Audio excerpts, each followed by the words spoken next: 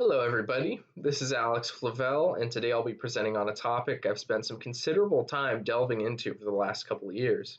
An activity I know you'll want your family and friends to know all about after I'm done with this presentation, which is the analysis of formal and informal logical fallacies. And yes, this is something I enjoy studying in my free time.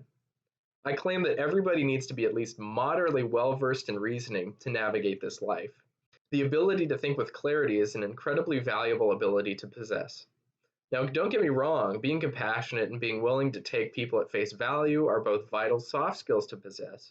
Though, in my opinion, it may be even more important to know when some entity, whether an individual or a group or a corporation, is trying to intentionally deceive you. To that end, logical fallacies pinpoint exactly where and how arguments fall entirely flat, and knowledge of this topic will make you a better logician and analyst in many facets of your life. So, without further ado, let's get into it. A fallacy is any line of reasoning that is logically incorrect. While there are hundreds of fallacies, they're broken down into two categories: formal logical fallacies, where the form of the argument itself, not the content of the argument, is incorrect, and informal logical fallacies, where the form of the argument may be correct, but the conceptual content of the argument is unfounded.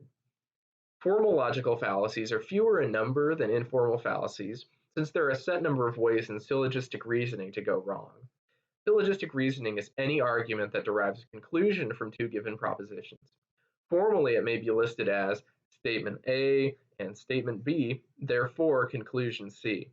A very common example is A. Socrates is a man, B. All men are mortal, therefore C. Socrates is mortal. This syllogistic framework is more restrictive than the various forms of informal fallacies that we'll get into in a second, and so broadly speaking, you can only mess up the logical relationship of the components of the argument you're making in a finite number of ways. For example, if you try to argue that Socrates cannot fly and Socrates is not a fish, therefore all fish can fly, you'd be stepping into what's called the affirmative conclusion from a negative premise fallacy. The formal argument is as follows: all A are not B, and all A are not C, therefore B is C, since both B and C are presented as equally unequal to A, and that definitely does not hold water. Now let's quickly turn to informal fallacies. These are so prevalent today that the use of illogical reasoning seems to be a mainstay in the media we consume, especially in the realm of online information. So here are a couple of very common ones that you can find virtually everywhere. The classic ad hominem is where the arguer is intact instead of the argument. This is a type of red herring fallacy, where a tactic, like attacking your opponent's character, is intended to draw attention away from the original topic. One to especially look out for is the equivocation fallacy, where semantically interchanging the meaning of a term is the device that the argument's conclusion is founded upon.